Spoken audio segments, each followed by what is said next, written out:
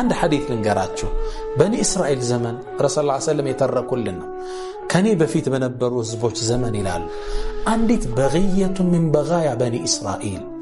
አንዲት በዝሙት የምትተዳደር ሴት ነበረች ስራዋ ዝሙት ነው በዛ ነው የምትተዳደረው እቺ ሴት አንዴ ውሃ ልትጠጣ ጠምቷት ወረደች ጉድጓድ አለ ከጉድጓዱ ስር ወርዳ ጠልቃ ጠጣ ስትመለስ ወንት ጉድጓዱ ጫፍ ላይ አንድ ውሻን ተመለከተች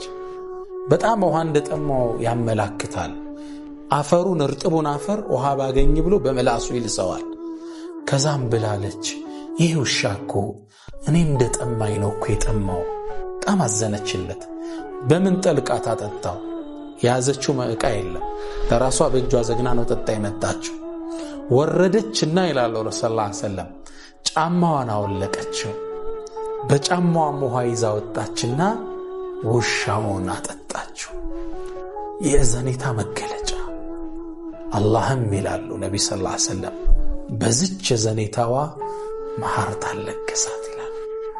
ምንድነው የሰራችው ወረደች በጫማዋ ቀርታ ውሻውን አጠጣችው አላህን ክስተታየ ለንሰሳ ስታዝን ተመለከታት የሰው ልጆች ሁሉ ፈጣሪ አላህ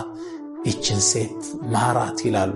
ህይወቷ ሙሉ እኮ ዚና ነው ዝሙት ነው የምትሰራው በዛም ነው የምትተዳደረው